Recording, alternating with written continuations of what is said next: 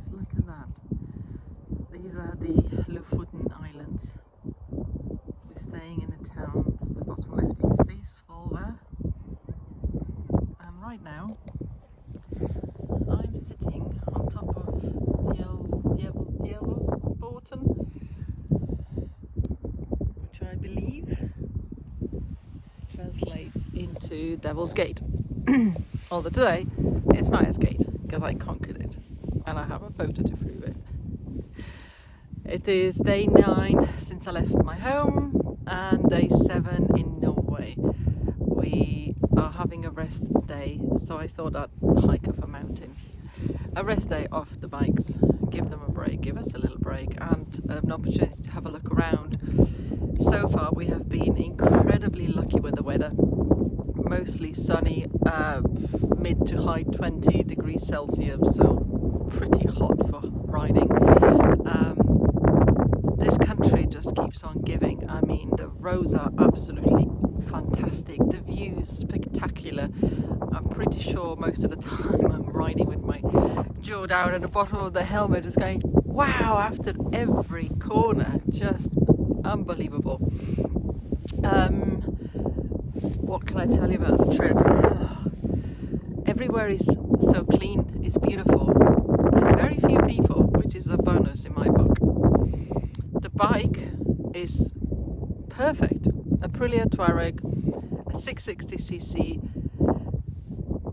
Would you need more power? A couple of overtakes I had to abandon because I didn't have enough to go. But apart from that, I wouldn't want a bigger or heavier bike. This one is nimble. It carries its weight really well. It's easy to maneuver when I'm not riding it. I even got over the height.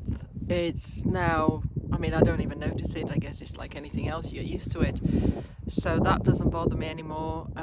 It just responds, it responds to everything I want to do from it. It's perfect. The tyres are fitted are Bridgestone's 8041s, which are absolutely incredible in dry roads, stick to the tarmac, even though they're sort of adventure tyres. And they really give me the confidence that I can push it around the corner almost as if it's a sports bike. And yesterday, when we had a somewhat wet day, there was no slippage, there was no worrying bits. The tyres are just spot on.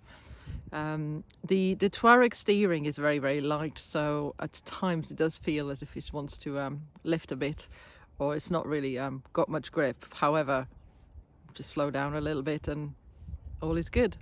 The screen isn't, you can't change it, so it's fixed. Which on motorways would have been nice to have it a little bit higher, but again, not a major problem as it's not really a motorway bike. They are just the evil necessity of crunching miles when you have to.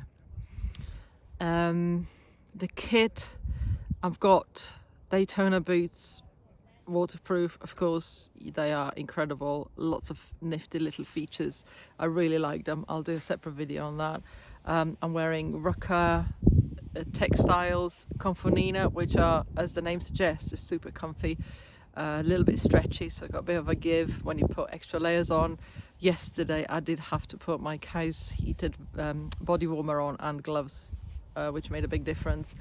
And for the first time I'm wearing a flip top helmet, a Schubert E1, and I'm really, really impressed. So there you go, Maya's complete transformation into a touring biker.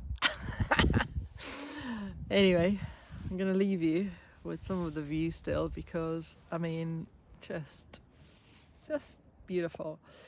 The hotel also kindly leaves binoculars in a room you can borrow, so I managed to have a really good look in the distance. Those peaks were covered in clouds yesterday, and today, look at that. I don't think I want to leave.